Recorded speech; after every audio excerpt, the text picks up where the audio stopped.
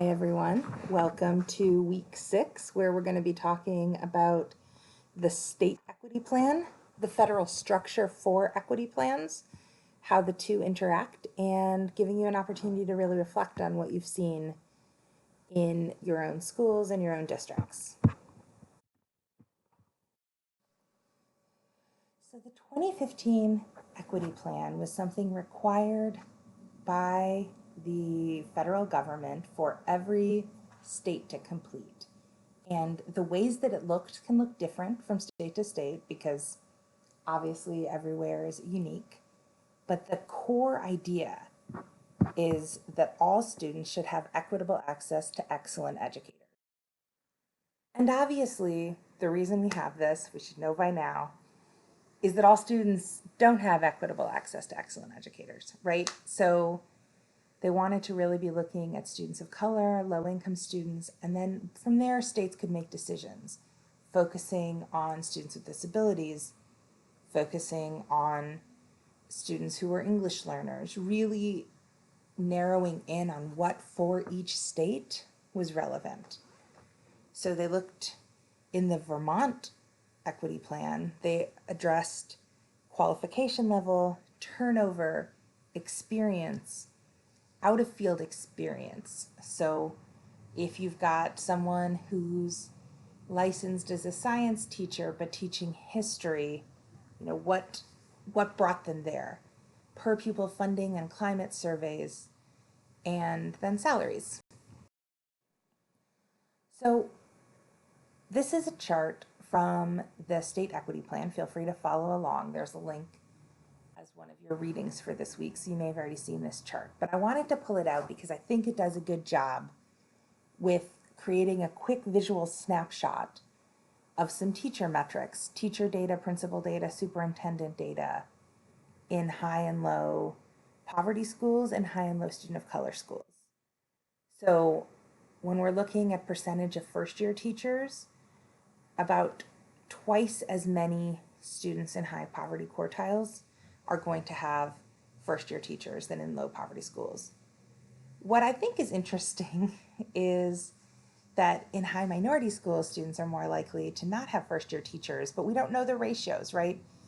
They only listed the ratios in when the students who have been marginalized are at a disadvantage. So it could be that students in schools with higher proportions of people of color are 1.5% more likely to have a teacher who's not a first year teacher, or it could be that it's 10 times more likely. No idea. A percentage of teachers not highly qualified. You are in a high poverty school slightly, so about 10% as likely, 10% more likely to have a teacher that's not highly qualified. So that's based on, are they licensed? Is their license within the field that they're teaching in? Do they have a certain amount of professional development? There are fewer teachers with provisional licenses in high poverty schools and in high student of color schools. The average adjusted salary, it's 2% higher in low poverty schools. And that I think is interesting, right? I mean, I think all of you know that Vermont has such a unique strategy for school funding, and part of the idea of that has to do with trying to balance out those funding gaps. A 2% difference in terms of teacher pay as an educator feels pretty significant versus a 2% difference of how likely someone is to not have a highly qualified teacher. It is a more significant difference in terms of possibly who's going to work where, how sustainable something is, where something meets quality of living and cost of living. Student to teacher adjusted average salary, so based on the ratios of students in the school, 8% lower teacher pay per student in the high poverty school. And again, there's no difference. The students in high minority schools actually have slightly better rates of pay and slightly better rates of provisional licensing. So there's 2% higher principal turnover in high poverty schools and 9% lower principal pay on average. 9% is getting pretty significant in the 70s versus in the mid 80s, about a $7,000 difference. Those do not, again, exist in high minority school differences. Student to principal adjusted average salary is where things get really interesting. So it favors high poverty schools, but if you look at the schools with high student of color population, principals have 88% lower pay per student and 45% lower pay per teacher. And I believe that the line that says full-time equivalent employee to principal adjusted average salary in high poverty schools, it says per student, but I think that's by teacher. So things start to look really interesting, right, when we're looking at the teachers and the principals. And then we pull down to superintendents who actually, for the most part, are doing better in terms of retention and salary in high poverty and high minority school districts. So I'm pulling this out not because I think that pay and ratios are our most important questions, but because I think that this really starts to pull out, okay, it's not just about funding. Okay, it's not just about teacher qualification. Okay, it's not just about superintendent and principal turnover, but that those are things that we want to look at because those are numbers that we can really concretely view distinctions in. So there's several key strategies within the equity plan. The first one is research. So these quotes are directly from the Vermont Educational Equity Plan. We believe that the data and root cause analysis calls for more research of first-year teacher exposure for students in high poverty schools, particularly those in rural and town settings. There is a lack of consensus regarding the nature of this disadvantage and the steps it would take to address the problem. So they're like, all right, so we see that there's a lot of first-year teachers in high poverty schools and that's more intensified in rural and town settings, which is almost every part of Vermont, right? But we don't know what we're going to do about it. So we're going to look into it some more. Let's figure it out. Strategy 2, recruitment and retention practices. So let's figure out how do we really recruit and how do we really retain, especially for remote areas where we're often pulling people in who maybe don't have that much experience either living in that particular area or possibly even living in really rural areas in general. So in areas where there's a much higher density of people, you're more likely to be able to hire a lot of your educators from within that area. But if you're having to pull in, figuring out what other schools do, especially places where they have had high turnover and maybe have been able to manage that. Strategy 3, increase professional benefits and learning opportunities. So it might be that teachers are leaving because they're not getting their professional learning effectively. So they might feel isolated, they might feel stagnated. And I love that they slide this in at the end. They also might not be getting enough pay, right? We just see that in that last chart. The pay disparities are real across the state. And so maybe some more PD, but maybe some more benefits and some more money. Interesting idea.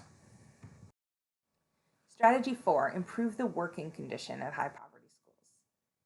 So it says a stakeholder suggested that new and early career teachers may find it too challenging to work in high poverty schools where students and families' social, financial, and academic needs are greater than in cities and suburbs where there are more resources for support. These teachers might burn out in high demand jobs and search for work in schools that are perceived as less challenging. So I think that it's interesting when we look at these questions because it's almost that there are two questions in here.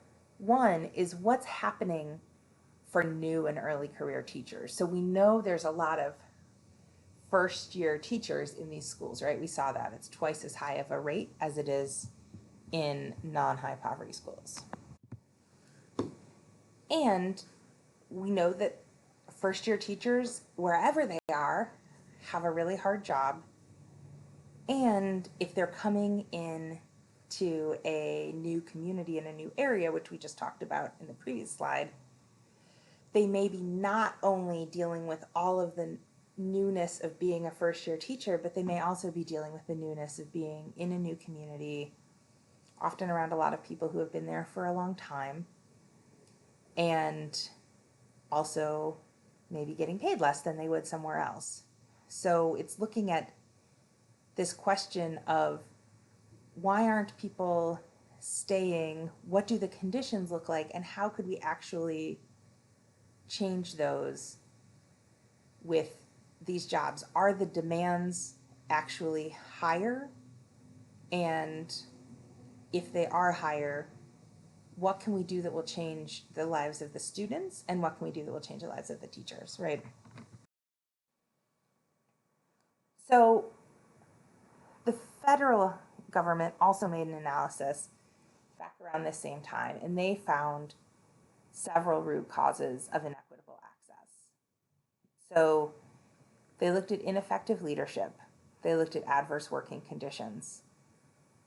These are some of the same things we've been seeing, right? The adverse working conditions, that's what we just saw for strategy 4. Lack of upward mobility, that's strategy 3, right? Inadequate compensation, that was briefly mentioned in strategy 3, but we saw it in the chart also. Effectiveness blind human capital management. So I think that that's a really interesting government-y way to say something, right? Like, do we care about who are highly effective teachers? And if we do, what does it mean? What do we provide for highly effective teachers? How do we support them?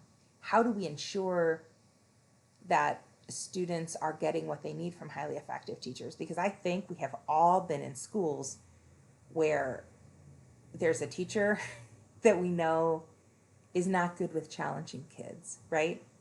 And what's the solution? Usually the solution isn't provide that teacher with more support so they can effectively educate all students within the school. Create an expectation that that teacher will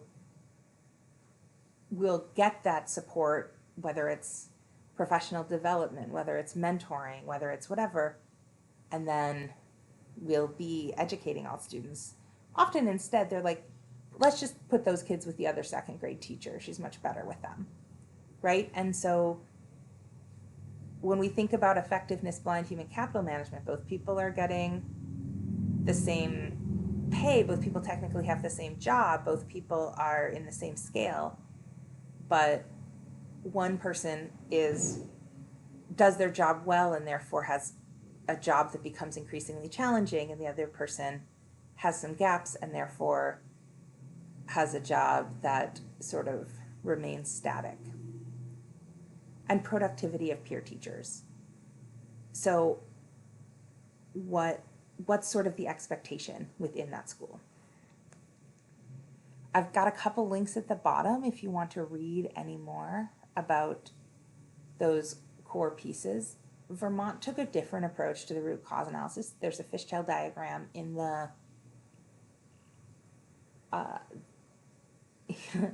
in the equity plan that sort of looks at how they did their root cause analysis. And what makes sense, right, is that Vermont is a unique state. The same things aren't necessarily going to come up that come up on a national level, but the federal root cause analysis and the state root cause analysis use slightly different routes to get to some same and some different points. So based on what the federal analysis says, they have their own set of solutions. One is strategic staffing initiatives. How can we make sure that strong teachers are working with students that really need strong teachers? How can we make sure that we have a stronger overall set of teachers? How can we make sure that teachers who really are able to look like and effectively support the students that they work with have pipelines to become educators? How can we improve the teacher supply to high-need schools? How can we make high-need schools desirable places to work and to stay at? Because when they say improve the supply, people don't just want someone to come in and then leave for after a year. So how can we really improve the supply and the retention? How can we improve the management of human capital? How can we make, I will say it is hard for me, this intense focus on the phrase human capital, but how do we really value the staff, and how do we value what each person brings and make sure that each person gets the support they need to be able to do their job really effectively, and that that's an expectation? How do we hold district and school leaders accountable for teacher distribution? Teachers don't end up where they end up just incidentally, right? The district and the individual teachers make those placements happen. And how do we ensure that the district and school leaders are doing that in a way that promotes rather than works against equity?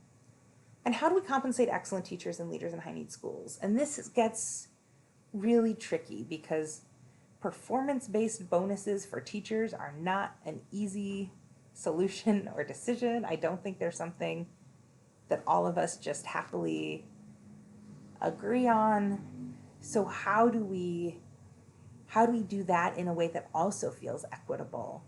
How do we look at structures that really value the excellent teachers and leaders and help retain them in the places where they need to be?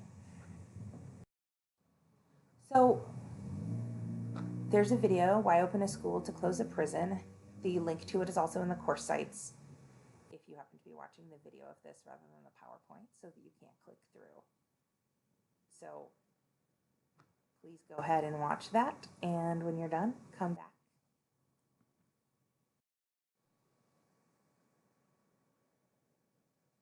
So if you can write me a reflection, and as always, just if you want me to respond to it, just let me know in the reflection. And having read the equity plan and having worked as you have in schools now, I want you to think about the schools that you've been in. A lot of us have been in more than one school, some haven't, and just think about how, as you're reading through this plan, you see your own school reflected in it, and you see the range of schools you've been in reflected. Think about your own career, and also think about the careers of your colleagues or your former colleagues. Who has the school worked for that you're at right now? Who is staying? Who's leaving? Is anyone leaving? I know we have some schools that are almost everyone has been there for 20 years or more. If that's a school that you're at now, how does that reflect on these same questions of equity? The questions of acquisition, of retention, of qualification. How do people stay able to meet the groups of students who are there now? So reflect on that, send it to me. It's a lot of questions, so take the part that makes the most sense to you, but just thinking about your own career path and the career paths you see around you and how those relate to the questions that this equity plan is asking. If you haven't done the reading of the full equity plan or the other readings, and you feel like you don't have enough of a background from this PowerPoint, feel free to reflect on the video that you just watched instead, Why Open a School to Close a Prison. All right, thank you all so much.